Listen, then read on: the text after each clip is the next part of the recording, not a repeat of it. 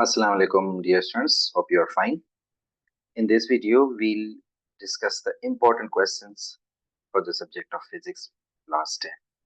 Now, remember one thing, a guess paper का मतलब ये होता है, guess paper is based on the previous past papers या फिर आप ये कह लें कि जो topics की importance होती है उसके हिसाब से, ठीक है ना?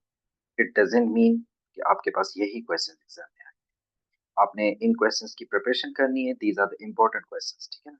हर चैप्टर में से जो इम्पोर्टेंट क्वेश्चंस हैं वो सिलेक्टेड यहाँ पर आपको बताने, ठीक है ना?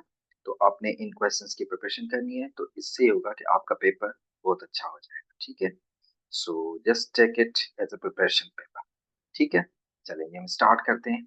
जो हमारा फर्स्ट चैप्टर है, दैट मीन्स कि हमने 9 यूनिट हमने क्लास 9 में स्टडी किए थे। नाउ वी हैव यूनिट 10 जो कि क्लास 10 का हमारा फर्स्ट यूनिट है, that is general wave properties. अब जनरल वेव प्रॉपर्टीज के अंदर जो इंपॉर्टेंट टॉपिक्स है, सबसे पहले जो बेसिक डेफिनेशंस, ठीक है ना? ये हर चैप्टर के अंदर कुछ इंपॉर्टेंट डेफिनेशंस होती हैं, वो शॉर्ट क्वेश्चंस के अंदर आ जाती हैं। तो जो चैप्टर आप स्टडी कर लें उनसे रिलेटेड जो इंपॉर्टेंट डेफिनेशंस कॉन्सेप्ट्स हैं वो आपको पता होना चाहिए, ठीक है? Just like in general wave properties हमारे पास कौन कौन से इंपॉर्टेंट कॉन्सेप्ट्स हैं? डेफिनेशन ऑफ वेव, वेव क्या होती है, एम्पलीट्यूड, ये जो वेव की प्रॉपर्टीज है, amplitude, frequency, time period, wavelength, और वेव की जो कैरेक्टरिस्टिक्स है या आप ये कह लेंगे properties of waves, refraction and diffraction of the wave और वेव फ्रंट, ठीक है ना?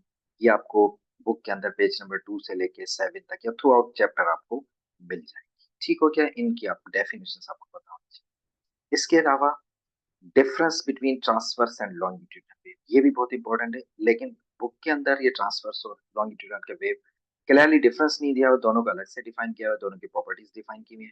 तो क्वेश्चन जो आता है उसमें आपने मोस्ट ऑफ द टाइम आपने डिफरेंशिएट करना होता है। तो अगर आपको दोनों की प्रॉपर्टीज पता है, डेफिनेशंस पता है, तो यू कैन इजीली डिफरेंशिएट, ठीक है? इसके अलावा सेकंड जो डिफरेंस आता है इस चैप्टर में, that is mechanical waves and electromagnetic. ये मैकेनिकल वेव्स और इलेक्ट्रोमैग्नेटिक वेव्स जो हैं, इसका कंप्लीट एक टेबल है जो बुक के अंदर गिवन है, ठीक है ना? पेज नंबर 5 पे अगर आप देखेंगे तो एक टेबल गिवन है जिसके अंदर मैकेनिकल और इलेक्ट्रोमैग्नेटिक इसका डिफरेंस गिवन है। अब इसके अंदर ऑलमोस्ट 4 या 5 पॉइंट्स गिवन है, तो डिपेंडिंग ऑन मार्क्स, ठीक है ना?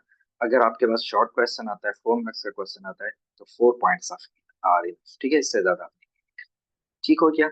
चलें जी, नेक्स्ट हमारा जो टॉपिक है इस चैप्टर के अंदर important, that is the derivation, define speed and, ये जो इक्वेशन है wave equation v equal to f lambda, इसकी डेरिवेशन है, ये आपने देखी कि ये किस तरह से ड्राइव हो रहा है। इसके अलावा सिंपल हार्मोनिक मोशन, ये भी बहुत इंपॉर्टेंट टॉपिक है इस चैप्टर के अंदर। And conditions for the body to execute simple harmonic, यानी सिंपल हार्मोनिक मोशन का जो कंप्लीट टॉपिक है ये आपने देखना है। सिंपल हार्मोनिक मोशन किस तरह होती है, what are the different conditions for simple harmonic motion.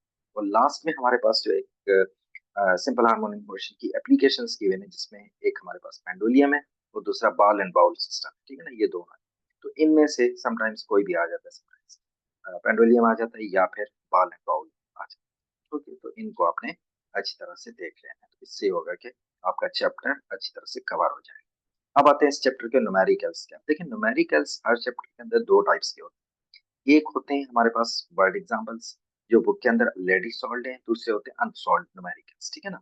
अब word example just like you can see, इस चैप्टर के अंदर जो वर्ड एग्जांपल्स जिनकी आपने प्रिपरेशन करनी है, देयर आर 3 एंड 4, ये इंपॉर्टेंट है, ठीक है ना? ये इस तरह से पेज नंबर 13 और पेज नंबर 14 के ऊपर ये सॉल्व है, ऑलरेडी सॉल्व हुए हैं, आपने जस्ट उसको प्रैक्टिस कर, ठीक। इसके अलावा जो अनसॉल्व क्वेश्चन है इस चैप्टर के अंदर, वो है आपके पास क्वेश्चन नंबर 1 से लेके 1 2 3 4 एंड देन 7 और 8, मींस के ये आपके पास क्वेश्चन 1 से 4 आ गए। पेज नंबर आपको मेंशन है पेज नंबर 20 के ऊपर ये अनसॉल्व क्वेश्चन है हर चैप्टर के एंड में, इस तरह से। और ये क्वेश्चन 7, ठीक हो गया? तो these are the important questions for chapter number 10। चलिए जी, अब मूव करते हैं हमारा जो नेक्स्ट यूनिट है, दैट इज साउंड। अब साउंड में हमारे पास कौन कौन से इंपॉर्टेंट टॉपिक्स हैं?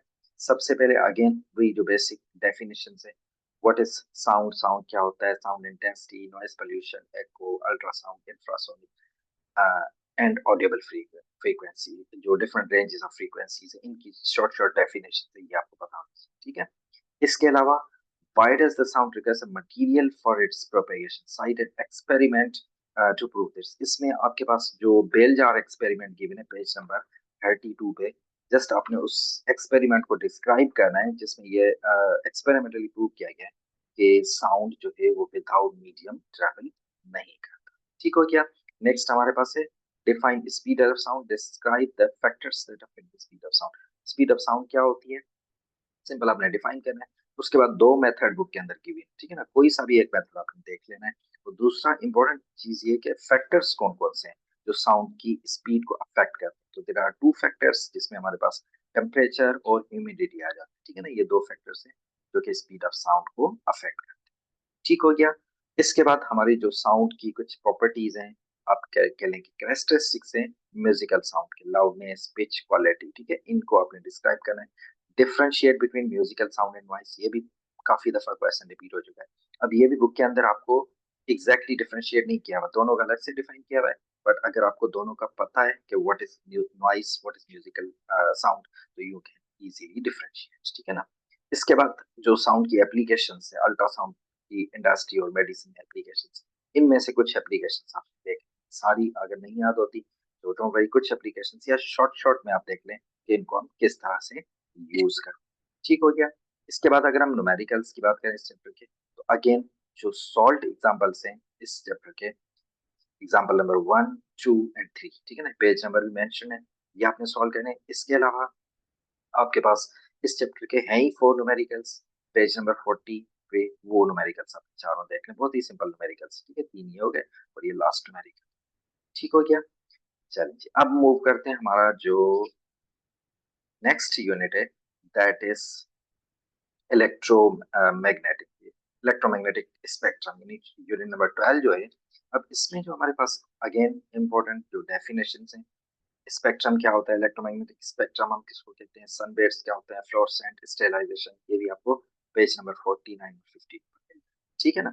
उसके बाद जो इंपॉर्टेंट कॉन्सेप्ट्स हैं इसमें, define dispersion of the light, ये बिल्कुल आपको फर्स्ट पेज के ऊपर, ये फर्स्ट जो टॉपिक है यूनिट नंबर 12 का, डिस्पर्शन ऑफ द लाइट, ये आपको मिल जाएगा कि प्रिज्म से कैसे लाइट पास होती है, किस तरह से वो डिस्पर्स होती है डिफरेंट कलर्स, ठीक है ना। इसके बाद define rainbow and describe dispersion of the light the water droplets. अब वाटर ड्रॉपलेट्स वाला भी जो पेज नंबर 43 के ऊपर आपको गिवन है कि वाटर ड्रॉपलेट्स किस तरह से एक्ट करते हैं प्रिज्म और किस तरह से रेड फॉर्म, ठीक है। उसके बाद define electromagnetic waves and right the characteristics of the, ये कैरेक्टरिस्टिक्स जो है पेज नंबर 45 के ऊपर गिवन है। इलेक्ट्रोमैग्नेटिक वेव्स क्या है, ये हम फर्स्ट चैप्टर में भी electromagnetic sorry general wave properties में भी डिफाइन कर चुके हैं। अब यहाँ पर इसकी कुछ कॉमन कैरेक्टरिस्टिक्स या कॉमन प्रॉपर्टीज आपको गिवन है पेज नंबर 45 के ऊपर, इन 6 प्रॉपर्टीज हैं, वो आपने देख लें, ठीक है ना। तो उसके बाद list the main components of electromagnetic spectrum in decreasing order of the wavelength, ये आपको अगेन नेक्स्ट पेज के ऊपर मींस के पेज नंबर 46 के ऊपर ये मिल जाएंगी, जो डिफरेंट कंपोनेंट्स होते हैं on the basis of decreasing wavelength. तो डिक्रीजिंग वेवलेंथ का मतलब है सबसे पहले हमारे पास रेडियो वेव आता है, लास्ट में हमारे पास गामा रेज आते हैं, ठीक है ना। तो ये डिक्रीजिंग सीक्वेंस में आपने याद करना है। ठीक हो गया। उसके बाद एप्लीकेशन से इलेक्ट्रोमैग्नेटिक वेव्स की, कि हम कहाँ कहाँ इनको यूज करते हैं। अगेन हर इलेक्ट्रोमैग्नेटिक कंपोनेंट जो है उसकी डिफरेंट डिफरेंट एप्लीकेशंस, तो अगेन थोड़ा थोड़ा सा आपने इनको देख लेना है कि वो उनको हम कहाँ पर रियल लाइफ में यूज करते हैं। ठीक हो गया। अब अगर हम इसमें न्यूमेरिकल्स की बात करें, तो अगेन सॉल्व न्यूमेरिकल नंबर 1, इसको आपने देखना है पेज नंबर 44 के ऊपर, और अनसॉल्व जो न्यूमेरिकल्स हैं 2 से लेके 7 तक, तो ये आपको मेंशन है यहाँ से पे आप देख सकते हैं, पेज नंबर 56 के ऊपर मेंशन है, ठीक है ना। ये न्यूमेरिकल्स आपने सॉल्व करना है।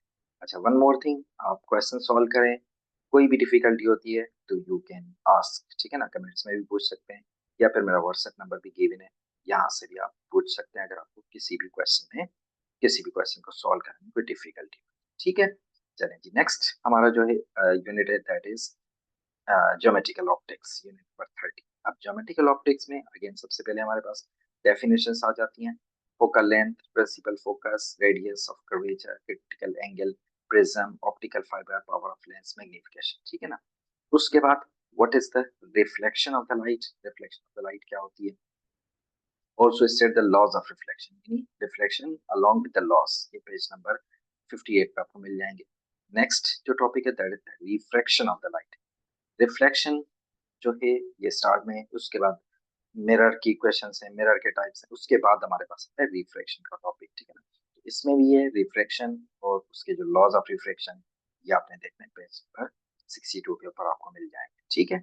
Then with the help of diagram describe total internal reflection. Total internal reflection ये है रिफ्रैक्शन का ही टाइप है, मींस के रिफ्रैक्शन के टॉपिक के साथ आपको मिलेगी ऑन पेज नंबर 66। इसी तरह right the difference between concave mirror and convex.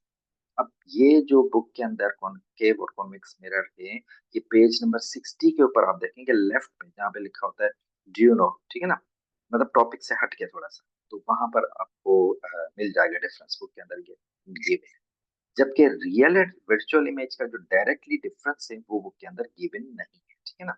तो अगर आपको कंफ्यूजन है कि what is difference between real and virtual image, तो यू कैन आस्क, ठीक है। यहाँ पर अब अगर हम उनको टॉपिक्स को डिस्क्राइब करने लग जाएंगे तो बहुत ज्यादा टाइम, ठीक हो गया। तो जस्ट मैं आपको इंपॉर्टेंट टॉपिक्स बता रहा हूँ, किसी भी टॉपिक में आपको कोई कंफ्यूजन है तो यू कैन आस्क, ठीक हो गया। उसके बाद ये right the uses of spherical mirrors, concave mirror and convex mirror. तो ये स्फेरिकल मिरर के यूजेस आपको पेज नंबर 61 के ऊपर मिल जाएंगे। नेक्स्ट हमारे पास है विद द हेल्प ऑफ रे diagram show the nature of the image form in the concave mirror different position. इसमें देखिए हमने 4-5 पोजीशन सेट की होती हैं, उसके ऊपर हम देखते हैं कि जो इमेज फॉर्म होता है यूजिंग कॉनकेव मिरर, तो उसकी क्या क्या प्रॉपर्टीज हैं। वो इमेज रियल होता है, वर्चुअल होता है, उसका साइज क्या होता है, उसकी ओरिएंटेशन क्या होती है, इसकी इन्वर्टेड होता है, इरेक्ट होता है। तो ये सारी एक टेबल के फॉर्म में इनकी जो रिजल्ट्स हैं वो गिवन है, ठीक है ना। तो जस्ट आपने एक बार देखना है, आपको समझ आ जाएगा।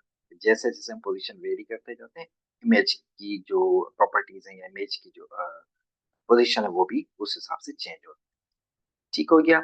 इसके बाद नेक्स्ट हमारा जो इसी टॉपिक में है हमारे पास अगेन मिरर, अब आते हैं लेंसेज पे, ठीक है ना। विद द हेल्प ऑफ रे diagram show the nature of the image from the convex lens. अच्छा, एक थोड़ी सी इंपॉर्टेंट पॉइंट आपको बता दूं कि जब मिरर्स में हम इमेज फॉर्मेशन करते हैं तो मोस्टली हम यूज करते हैं कॉनकेव मिरर को, और लेकिन जब हम लेंसेज में मींस के इमेज फॉर्मेशन करते हैं तो मोस्टली आप देखेंगे बुक्स के अंदर कॉन्वेक्स लेंस की इमेज फॉर्मेशन की। उसका रीजन ये है कि अगर हम मिरर्स की बात करें तो concave mirror is the mirror which forms the real image, normally वो रियल इमेज फॉर्म करता है। इसी तरह अगर हम लेंसेज की बात करें तो इन lenses convex lens is the lens which forms the real image, तो मोस्टली इनको हम प्रेफर करते हैं, ठीक है ना। तो मींस के मिरर के अंदर आपको कॉनकेव मिरर की इमेज फॉर्मेशन डिटेल में गिवन है, इस तरह लेंसेज के में अंदर आपको कॉन्वेक्स लेंस, ठीक हो गया। नेक्स्ट हमारे पास है with the help of diagram give the magnifying power of the following optical instruments. कौन कौन से ऑप्टिकल इंस्ट्रूमेंट है? सिंपल माइक्रोस्कोप और मैग्नीफाइंग ग्लास जिसको हम कहते हैं, कंपाउंड माइक्रोस्कोप और रिफ्रैक्टिंग टेलीस्कोप्स। ये आपको पेज नंबर 73 से लेकर 78 तक ये तीनों, ये जो भी आपके पास आप ये कह लें कि मैग्नीफाइंग ऑप्टिकल इंस्ट्रूमेंट्स है, ये आप जी जी, ठीक हो गया। इसके बाद लास्ट में हमारे पास आता है जो आई डिफेक्ट्स, ठीक है ना। शॉर्ट साइटेडनेस और लॉन्ग साइटेडनेस, ये होते क्या हैं, इनका कॉज क्या होता है और किस तरह से हम इनको करेक्ट करते हैं यूजिंग लेंसेज। तो ये पेज नंबर 79 के ऊपर, ठीक हो गया। अब अगर इस चैप्टर के न्यूमेरिकल्स की बात करें, सॉल्व एग्जांपल्स में हमारे पास 1, 4 और 6 ये इंपॉर्टेंट है, ठीक हो गया। पेज नंबर भी आपको मेंशन है। इसी तरह जो अनसॉल्व एग्जांपल है इस चैप्टर के अंदर है ही 6 न्यूमेरिकल्स, 6 के 6 इंपॉर्टेंट है, इनको आपने अच्छी तरह से देख लेना है कि किस तरह से सॉल्व, ठीक है ना। इन न्यूमेरिकल्स के ज्योमेट्रिकल ऑप्टिक्स के जो न्यूमेरिकल्स हैं इनमें जो इंपॉर्टेंट पॉइंट होती है to identify the type of mirror और द लेंस। अगर वो मिरर का क्वेश्चन है तो समटाइम्स ये होता है कि आपको मिरर का टाइप गिवन होता है, समटाइम्स नहीं होता, ठीक है ना।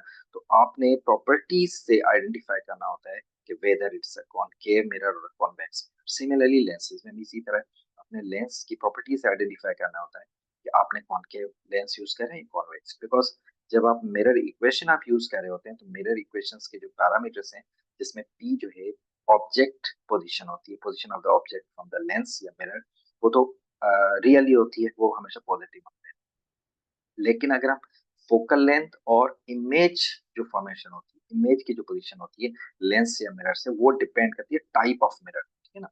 अगर वो इमेज रियल होगा तो इसका मतलब है उसकी जो फोकल लेंथ या फिर उसका इमेज डिस्टेंस है वो भी पॉजिटिव होगा। अगर वर्चुअल होगा तो फोकल लेंथ और इमेज डिस्टेंस जो है वो नेगेटिव होगा, ठीक हो गया। चलें जी, इस तरह से आपने इस चीज को ख्याल करना है while solving these numericals। ठीक हो गया। चलें जी, अब हम मूव करते हैं, हमारा नेक्स्ट जो टॉपिक है यूनिट है, दैट इज इलेक्ट्रोस्टैटिक्स। ठीक है ना, जिसमें हम स्टैटिक इलेक्ट्रिसिटी को स्टडी किया है। अब स्टैटिक इलेक्ट्रिसिटी में सबसे पहले जो बेसिक डेफिनेशंस हैं उसमें आपके पास electric field intensity, unit of charge जो कूलम होता है, फैराड, इलेक्ट्रोस्टैटिक पोटेंशियल, कैपेसिटर। ठीक है ना, इनकी डेफिनेशंस आपने देखनी है ये क्या होती है। ठीक है, उसके बाद है define electrostatic induction and describe it with the help of experiment using two metals. अब टू मेटल्स के थ्रू हम इलेक्ट्रोमैग्नेटिक इंडक्शन का जो प्रोसेस है इंसुलेटर को चार्ज पार्टिकल्स में या चार्ज मेटल्स में किस तरह से कन्वर्ट करते हैं, वो जो इंडक्शन का प्रोसेस है यूजिंग टू मेटल्स, ये पेज नंबर 90 के ऊपर स्टेप बाय स्टेप गिवन है। जस्ट आपने उन स्टेप्स को फॉलो करके इसको आपने देख लेना है। ठीक है ना, उसके बाद Coulomb's law and it's formula, Coulomb's law और इसकी जो कंप्लीट डेरिवेशन है ये आपने देख ली पेज नंबर 93 के ऊपर। Then we have capacitor and capacitance. Capacitance क्या होती है, कैपेसिटर क्या होता है, इसके और कौन से फैक्टर्स होते हैं जिन पे capacity of the capacitor depend करती है, पेज नंबर 100 के ऊपर। ठीक है, इस तरह नेक्स्ट हमारे पास है right the names of applications of the electrostatics, explain spray painting. Mostly spray painting आती है। ठीक है ना, स्प्रे पेंटिंग आपको मिल जाएगी पेज नंबर 99 के ऊपर। इसके बाद define parallel and series combination, ये पैरेलल और सीरीज कॉम्बिनेशन ऑफ कैपेसिटर्स जो है ये आपको मिल जाएंगे पेज नंबर 102 पे। कंप्लीट डेरिवेशन गिवन है, इसके फाइनल जो कैपेसिटेंस कैलकुलेट कर रहे होते हैं using series and parallel combination, वो आपको पेज नंबर 102। ठीक, अगर इस चैप्टर के न्यूमेरिकल्स की बात करें तो सॉल्व एग्जांपल्स में हमारे पास एग्जांपल नंबर 1 और एग्जांपल नंबर 2, और अनसॉल्व एग्जांपल्स में हमारे पास 1 से लेके 6 तक। ठीक है ना, ये न्यूमेरिकल। अच्छा, न्यूमेरिकल में आप कोशिश करें कि न्यूमेरिकल स्किप नहीं करें। ठीक है, कोशिश ये करें कि चैप्टर्स के अंदर जो भी न्यूमेरिकल्स गिवन है सिंपल होते हैं, जस्ट आपको फार्मूला देखना है, इजी होता है। इससे होता है कि न्यूमेरिकल्स कंपैरेटिवली थ्योरेटिकल क्वेश्चंस के इजी होते हैं। ठीक है ना, इनमें टाइम भी आपका बच जाता है और आपको ज्यादा एफर्ट नहीं लगाना पड़ती है। अगर आपको फार्मूला पता है तो यू कैन सॉल्व इट, मतलब जल्दी आप इसको सॉल्व भी कर लेते हैं और आपके जो मार्क्स होते हैं वो भी सॉलिड, क्योंकि थ्योरी के अंदर आपको पता नहीं होता कि आपने कितना लिखना है। ठीक है ना, लेकिन न्यूमेरिकल में आपको एक फिक्स्ड है कि आपने डेटा लगानी है, डेटा लिखनी है, उसके बाद उसका सोल्यूशन करना है और आंसर आपका सही। ठीक है, दैट्स इट। तो न्यूमेरिकल्स कोशिश किया करें कि हर चैप्टर के अंदर जितने भी न्यूमेरिकल, इस वजह से मैंने मोस्ट ऑफ द यूनिट्स के अंदर न्यूमेरिकल्स को स्किप नहीं किया, जितने जितने न्यूमेरिकल्स हैं उनको मैंने मेंशन कर दिया। ठीक है, सो दैट आपको न्यूमेरिकल्स की प्रैक्टिस ज्यादा से ज्यादा होनी चाहिए। ठीक है, ओके, अब हम मूव करते हैं, हमारा जो नेक्स्ट यूनिट है दैट इज करंट इलेक्ट्रिसिटी। ठीक है ना, अब करंट इलेक्ट्रिसिटी में जो बेसिक डेफिनेशंस हैं वो कौन कौन सी इंपॉर्टेंट है, conventional current, electric current, electromotive force, volt, ampere, ohm, resistance, resistor, thermistors, joules का। ठीक है, ये बेसिक डेफिनेशंस हैं, ये आपको पता होनी चाहिए। ठीक हो गया। इसके बाद नेक्स्ट जो इम्पोर्टेंट है, जो मोस्टली रिपीटेड टॉपिक है, that is ohms law. ohms law और इसकी जो डेरिवेशन है और लिमिटेशन, ohms लॉ कहाँ कहाँ यूज कर सकते हैं, कौन कौन से कंपोनेंट्स होते हैं जिनपे ohms लॉ एप्लीकेबल है। ठीक है ना, तो ये आपको बुक में पेज नंबर 111 के ऊपर और 111 और 12 के ऊपर आपको मिल जाएगा ये टॉपिक। ठीक है, इसके बाद नेक्स्ट हमारा टॉपिक है डिफाइंड रेजिस्टेंस। ठीक है, रेजिस्टेंस क्या होती है और कौन से फैक्टर्स है जिन पे रेजिस्टेंस जो है वो डिपेंड करता है। ठीक है, और आल्सो यूजेस ऑफ रेजिस्टर्स के सर्किट्स के अंदर रेजिस्टर्स को हम कहाँ कहाँ यूज कर सकते हैं। इसी तरह नेक्स्ट जो है हमारे पास जो कॉम्बिनेशन है, जिस तरह हमने प्रीवियस यूनिट के अंदर कैपेसिटर्स की दो कॉम्बिनेशन डिस्कस की थी, इसी तरह इस चैप्टर के अंदर आपको रेजिस्टर्स की दो कॉम्बिनेशन की सीरीज एंड पैरेलल। ठीक है ना, उसके एडवांटेज के आपने कंप्लीट डेरिवेशन देखनी अलोंग विद दैट एडवांटेज और डिसएडवांटेज कि कहाँ पे हम सीरीज कॉम्बिनेशन को प्रेफर करते हैं, कहाँ पे पैरेलल कॉम्बिनेशन। ठीक है ना, इसी तरह नेक्स्ट हमारे पास है define electrical power and power dissipation, और इसके बाद पावर डेसिपेशन, पावर का जो फार्मूला है P equal to V square upon R. ठीक है ना, ये डेरिवेशन ये भी आपने देख लें। ठीक है, नेक्स्ट हमारा जो करंट इलेक्ट्रिसिटी से रिलेटेड टॉपिक है गैल्वानोमीटर एंड एमीटर। ठीक है ना, गैल्वानोमीटर क्या होता है, एमीटर क्या होता है, both are the current measuring devices, लेकिन गैल्वानोमीटर को किस तरह से हम एमीटर एंड वोल्ट मीटर में कन्वर्ट कर सकते हैं। ठीक है, ये भी बुक के अंदर आपको गिवन है कि कहाँ पे हम रेजिस्टेंस को पैरेलल में लगाते हैं, कहाँ पे सीरीज में लगाते हैं, तो हमारा गैल्वानोमीटर जो है वो एमीटर, गैल्वानोमीटर को हम एमीटर या फिर वोल्टमीटर में कन्वर्ट कर सकते हैं। ठीक हो गया। नेक्स्ट हमारे पास स्टेट हीट डेसिपेशन लॉ, जिसको हम जोल्स लॉ भी कहते हैं, और इसकी भी डेरिवेशन है H equal to I square R T. ये है पेज नंबर 119 के ऊपर। चलें जी, इस यूनिट के अगर हम न्यूमेरिकल्स की बात करें तो अगेन सॉल्व न्यूमेरिकल्स में, सॉल्व एग्जांपल्स में आपके पास 1 और 4 हैं, और अनसॉल्व एग्जांपल्स में आपके पास आ जाते हैं 1 से लेके 7 तक, यानी ऑलमोस्ट सारे जो न्यूमेरिकल्स हैं, ये मैंने पहले भी बताया, न्यूमेरिकल्स के अंदर मैंने कोशिश की कि जितने भी न्यूमेरिकल्स हैं वो सब इंक्लूड करती हैं, सो दैट आपकी प्रैक्टिस होनी चाहिए। ठीक है, ये वही फार्मूला है, अगर आपके टॉपिक्स आपने अच्छी तरह पढ़े हुए, उन टॉपिक्स के अंदर ही फार्मूला आते हैं, तो न्यूमेरिकल्स बहुत इजी हो जाता है आपके लिए सॉल्व। ठीक है ना। चलें, नेक्स्ट हमारा जो यूनिट है दैट इज इलेक्ट्रोमैग्नेटिक इलेक्ट्रोमैग्नेटिज्म। अब इलेक्ट्रोमैग्नेटिज्म के अंदर आपको कौन कौन सी डेफिनेशंस, बेसिक डेफिनेशंस पता होनी चाहिए।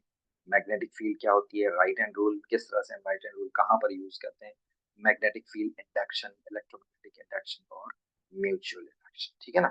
इसके बाद नेक्स्ट हमारा जो टॉपिक है that is define electromotive force. Electromotive force क्या होती है, drive an expression for the force moving in moving charge in a magnetic field. ठीक है, आपको पेज नंबर 134 के ऊपर इसकी डेरिवेशन मिल जाएगी। नेक्स्ट हमारे पास है define a force on a current carrying conductor magnetic field, expression for the magnitude of force. ठीक है ना।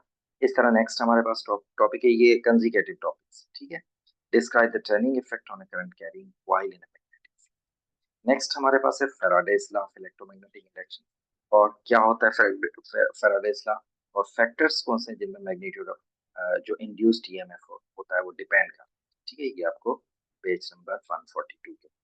ठीक है, इस तरह से मैग्नेटिक इंडक्शन, इससे पहले ये टॉपिक है मैग्नेटिक इंडक्शन क्या होती है, describe the changing magnetic field can induce magnetic induction, किस तरह से प्रोड्यूस होती है उसका कंप्लीट प्रोसीजर है। ठीक है, ये इसमें मैग्नेटिक इंडक्शन। इसके बाद नेक्स्ट हमारे पास जो डिवाइसेस हैं इलेक्ट्रोमैग्नेटिक्स से रिलेटेड, डीसी मोटर, इसकी वर्किंग है।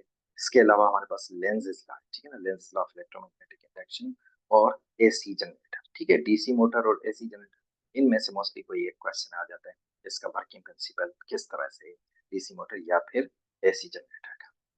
लास्ट में हमारे पास आता है ट्रांसफार्मर टाइप। ट्रांसफार्मर क्या होता है, इसके टाइप्स कितने, इनके डेली लाइफ में हम कहाँ कहाँ यूज करते हैं, एप्लीकेशन ट्रांसफार्मर का कंप्लीट टॉपिक। ठीक हो गया। इसी तरह न्यूमेरिकल्स की अगर हम बात करें तो इसमें आपके पास अनसॉल्व न्यूमेरिकल्स को अगर आप स्किप करना चाहें तो कर सकते हैं, जो सॉरी जो सॉल्व एग्जांपल्स है, ठीक है, उनको अगर आप स्किप करना चाहते हैं तो कर लें, लेकिन जो अनसॉल्व एग्जांपल्स हैं इसके अंदर भी आई थिंक 4 ही है। ठीक है ना, तो 1 से लेके 4 तक सबकी आपने प्रैक्टिस करनी। इसके बाद नेक्स्ट हमारा जो यूनिट है that is unit number 17 introductive electronics, जिसमें हम एनालॉग डिजिटल इलेक्ट्रॉनिक्स का डिफरेंस देखते हैं, फिर उसके बाद डिजिटल गेट्स वगैरह है। ठीक है ना, तो इसमें आपके पास जो बेसिक डेफिनेशंस हो जाती हैं कि इलेक्ट्रॉनिक्स क्या होती है, थर्मोनिक इमिशन, इलेक्ट्रॉन गन।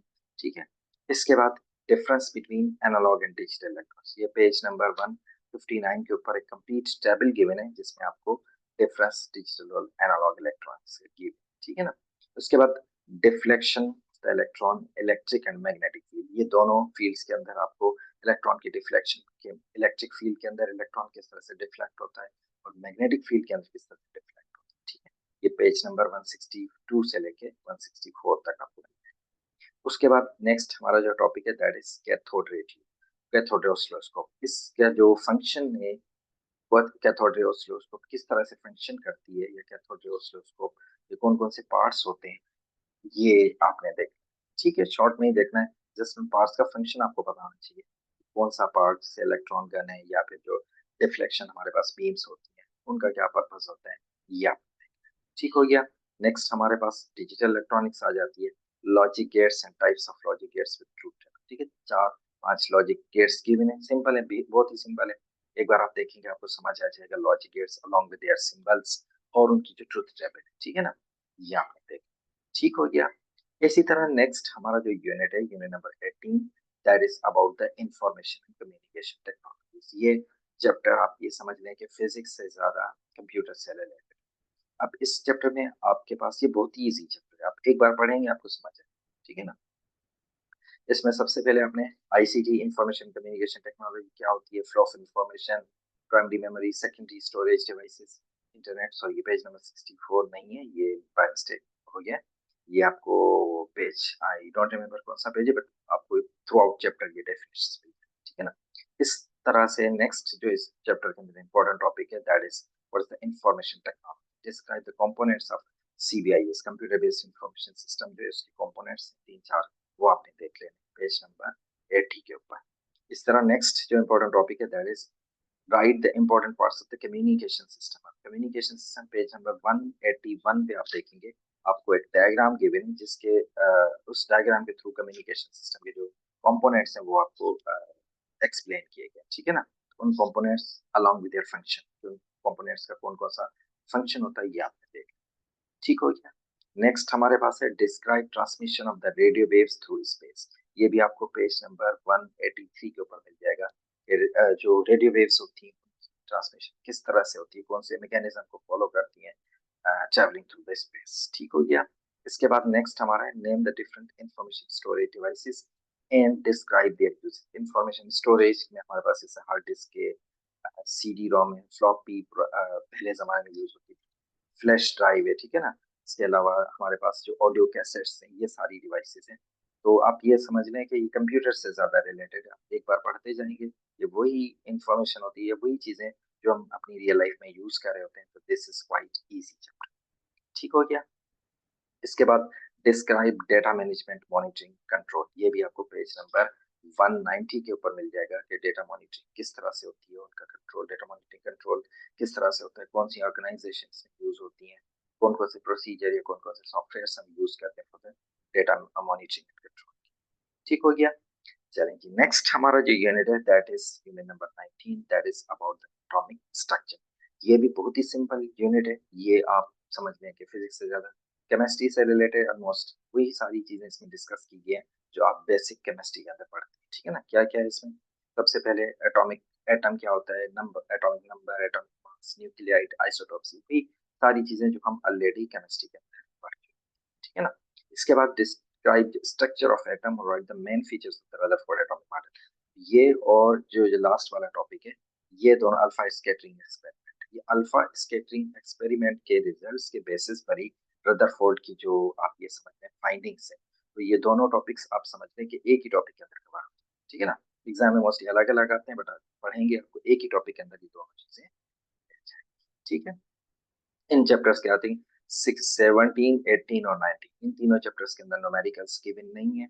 अब आते हैं हमारा जो लास्ट यूनिट है दैट इज न्यूक्लियर स्ट्रक्चर, जिसमें हम रेडियो एक्टिविटी को स्टडी करते हैं, ठीक है ना।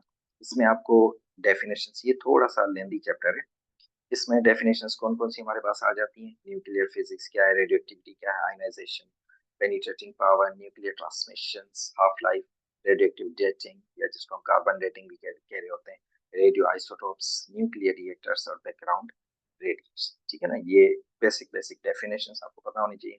इसके अलावा nature of the radioactive emission with the help of diagram, ये आपको 210 के ऊपर आपको मिल जाएंगी सारी जो इमिशंस हैं, alpha beta and gamma, gamma emissions, उनकी क्या क्या नेचर होती है, किस तरह से वो रिएक्ट करती हैं, ये आपको समझ, ठीक है।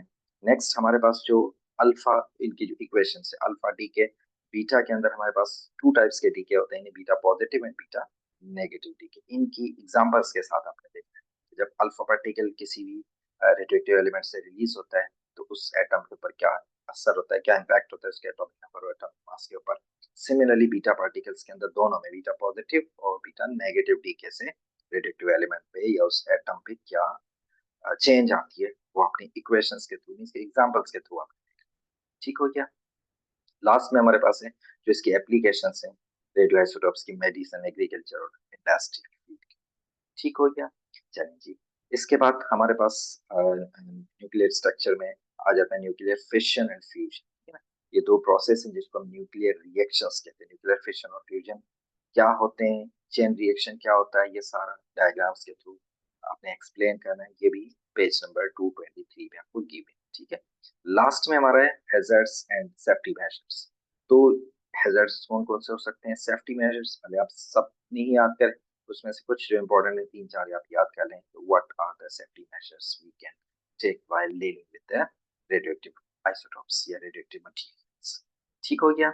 अब इस चैप्टर के अगर हम न्यूमेरिकल्स की बात करें, सॉल्व न्यूमेरिकल्स 1, 2, 3 थोड़े से इस यूनिट के जो न्यूमेरिकल्स हैं थोड़े कॉम्प्लेक्स हैं, इसी वजह से मैंने तीनों न्यूमेरिकल्स वर्क एग्जांपल्स इंक्लूड किए हैं, सो दैट जब आप वर्क एग्जांपल सॉल्व करेंगे जो कि ऑलरेडी बुक के अंदर सॉल्व है की प्रैक्टिस हो जाएगा, आपको आइडिया हो जाएगा कि हाफ लाइफ किस तरह से फाइंड करते हैं, नंबर ऑफ हाफ लाइफ क्या होता है, रिमेनिंग सैंपल क्या होता है, ठीक है ना। इसी सॉल्व एग्जांपल्स के अंदर फोर सॉरी अनसॉल्व के न्यूमेरिकल्स के अंदर फोर क्वेश्चंस आपको गिवन है। अगर आप थ्री फर्स्ट कर लेते हैं, इसके स्टार्ट के जो थ्री है, तभी आपको आइडिया हो जाएगा कि ये जो हमारे पास टर्म्स यूज होते हैं न्यूक्लियर रेडियोएक्टिविटी के अंदर, हाफ लाइफ हो गया, रिमेनिंग सैंपल हो गया, नंबर ऑफ हाफ लाइफ्स, ये हम किस तरह से फाइंड करते हैं किसी भी रेडियोएक्टिव। ठीक हो गया। So this is all about these questions. अगर आपको कोई कंफ्यूजन है किसी टॉपिक के अंदर, आपको आइडिया नहीं हो रहा कि टॉपिक किस तरह से प्रिपेयर करना है, न्यूमेरिकल्स के अंदर आपको कोई कंफ्यूजन, कोई एमसीक्यू समझ नहीं आ रहा, तो you are free to ask.